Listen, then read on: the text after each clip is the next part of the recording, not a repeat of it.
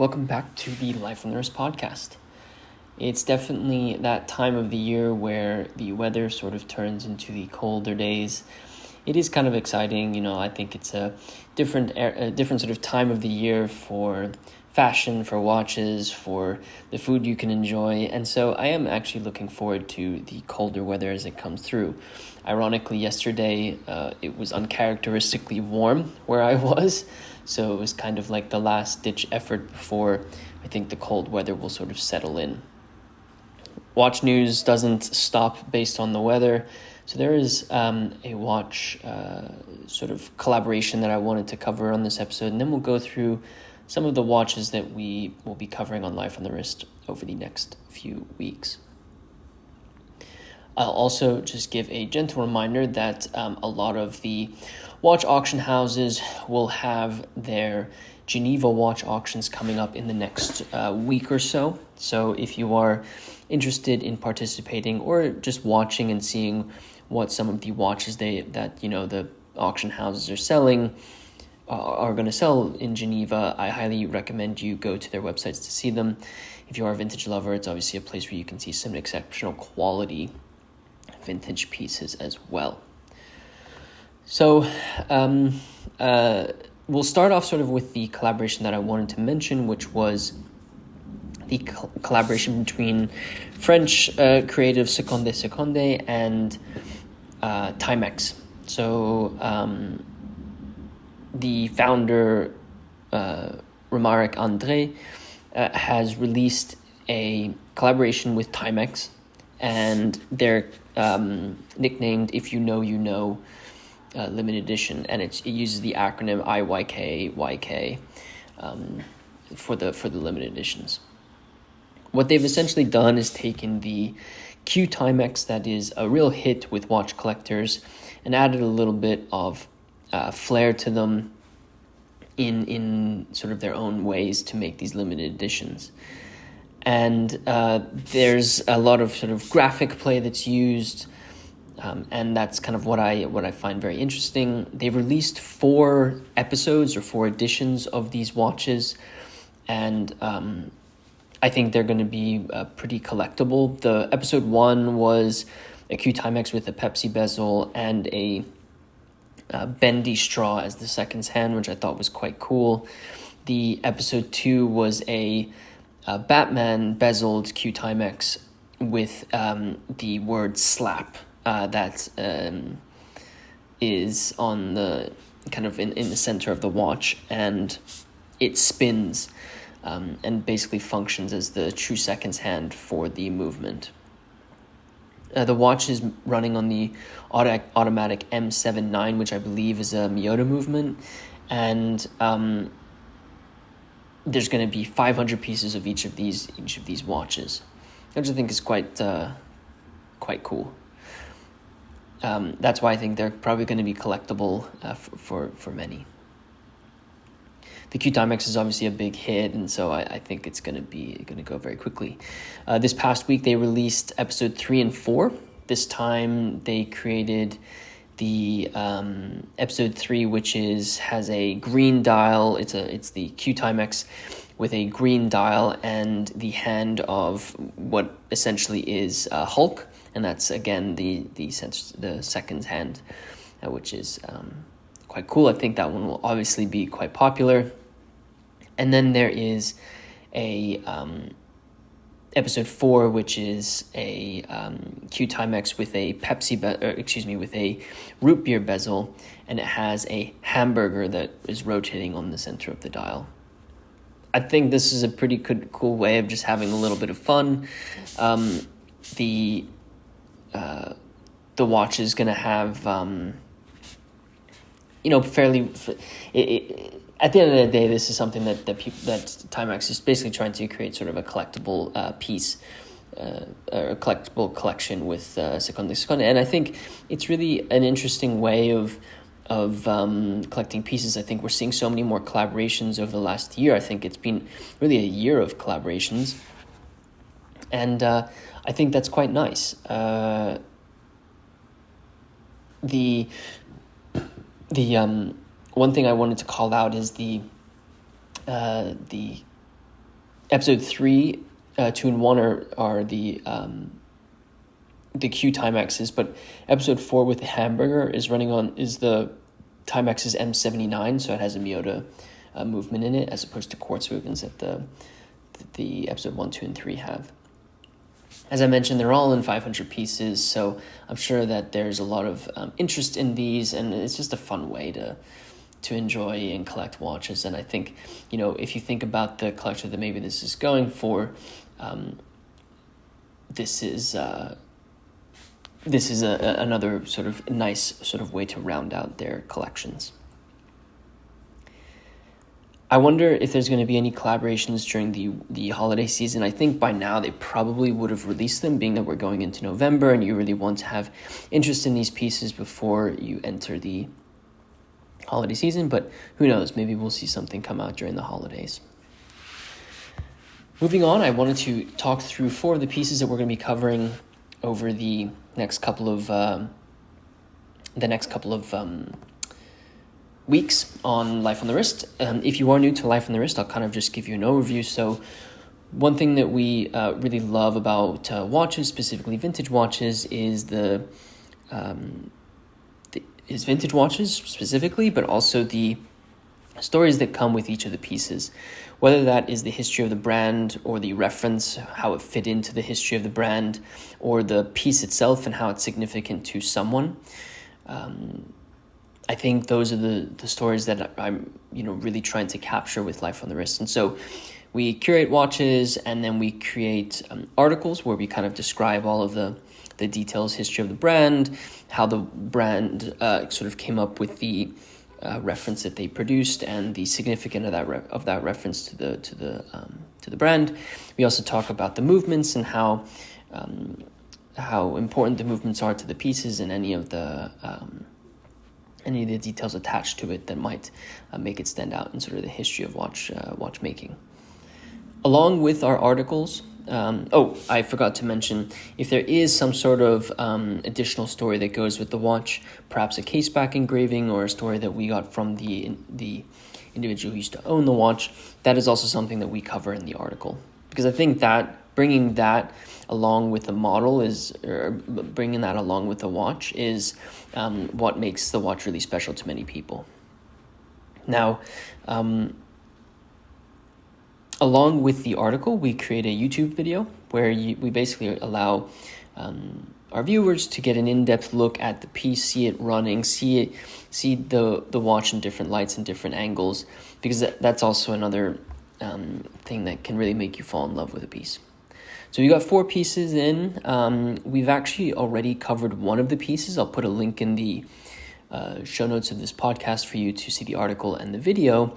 The first piece is an Omega Seamaster reference 2627. The significance of this piece is that it was this was actually the first Seamaster model, or the first model that Omega created that featured a date complication. This is obviously significant for the history of Omega. It wasn't the first reference. It wasn't the first watch to feature a date. There are many watches that had this. You can think about the date just that was introduced in 1948, I believe. There were also date complications that were used in watches from the 1930s. But this was Omega's sort of first foray into featuring date complications on their watches. The watch has a date at 6 o'clock with a square date window, and so it's really significant in the history of Omega and their sort of foray into using this complication. I think it also gave a very different aesthetic look to the Omega Seamasters that were produced. So it had a significant impact in sort of where Omega went from here. The watch was from 1952. Interestingly, the 2627 was released and let me make sure I get this, but there is an interesting sort of piece here, because the watch dates to 1951. However, the based on the serials, the watch dates to 1951, but this model was only introduced in 1952. So it's likely that this was the case and the movement was manufactured just a year prior. And so this is probably an early example of the Omega C, the 2627, which is, I think, another sort of fun part about this specific watch. So we've covered that piece. We've done a video on our YouTube channel, and we've written an article, so you can check that out. Check that out if you'd like. I'll leave links in the show notes for you to see that. The watch that we're going to be covering this week, and I'll kind of unveil it now so you can kind of prepare yourself, is a really beautiful Zenith in this steel tank style case with this curvex sort of design to it, with a really beautiful sector dial.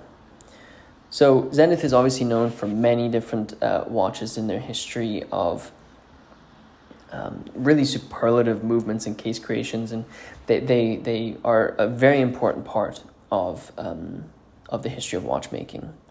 This tank was an interesting part of their history because Zenith, this watch was from 1936. Zenith really did produce rectangular watches.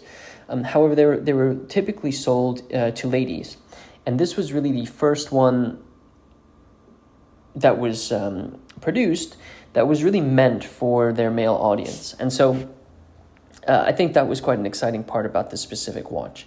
As I mentioned, it has sort of a curved case, so it hugs the wrist of the wearer really well. It has a really beautiful sector dial that's aged to this really nice sort of brown color, I guess maybe more cream.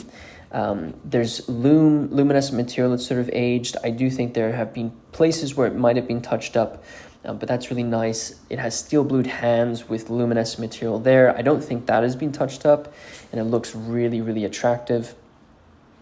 It's running on the caliber 8.75 F movement, which was a fairly mass-produced movement, I think, between all of the 8.75, because there was an F model, and then which is sort of has a tonneau shape to it, and then there was an NSI model of the movement, which was essentially the same movement, but it was round and used in round watches.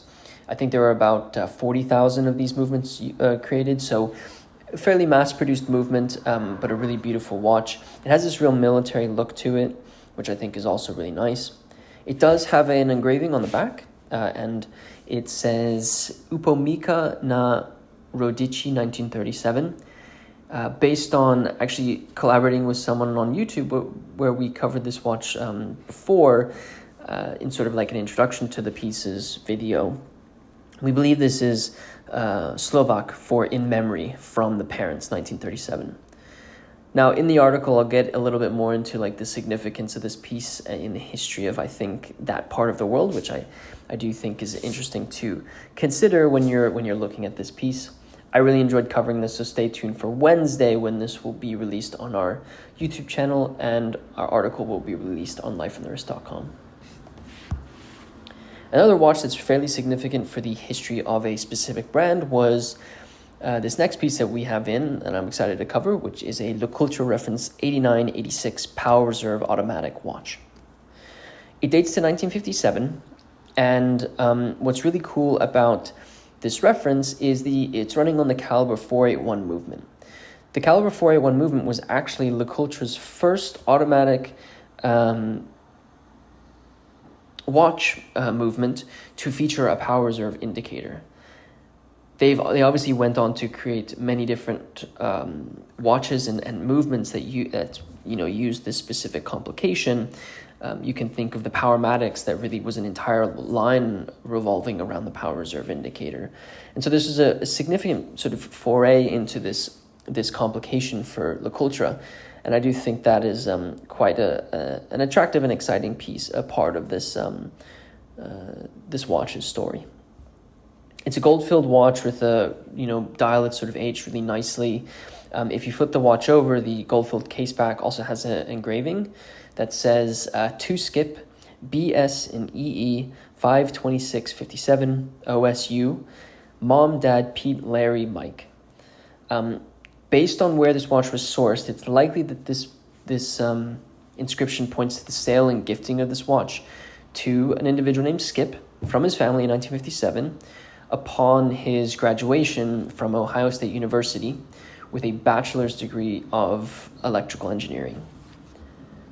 Obviously, I don't know Skip. I don't know the family that this came from, but I do think that the story adds some value in knowing that this watch was really a beautiful graduation gift to people, and that was really a tradition that many families used and started to maybe start during this era.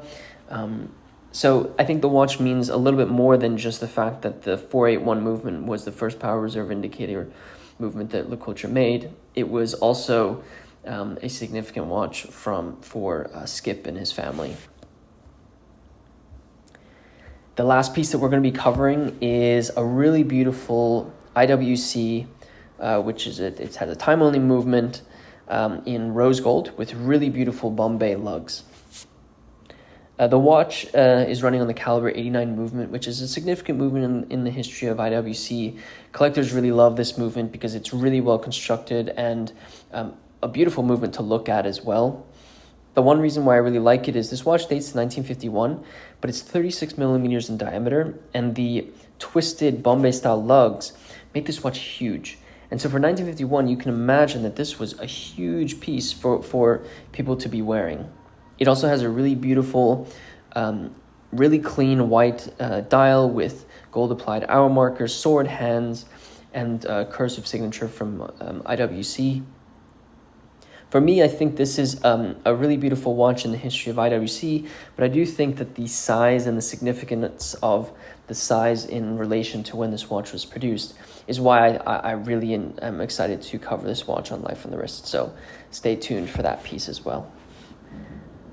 As I mentioned, all of these watches, I'll put links in the show notes of this video for you to see more pictures of them.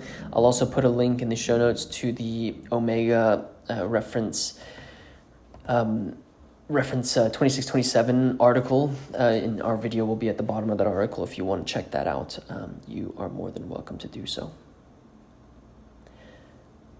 With that said, we will close out the podcast there. As always, if you are feeling generous and wouldn't mind rating this podcast, it really does help me out. And if you are new to the podcast, be sure to follow us and share this podcast with a friend who might be interested in watches. Check out all of our links in the show notes. We've got, obviously Instagram, Facebook, all that stuff. So be sure to do that and peruse lifeonthewrist.com. I think there's always something that you can probably find there that you will enjoy. With that said, guys, thank you so much for listening to this week's podcast, and we will catch you next week.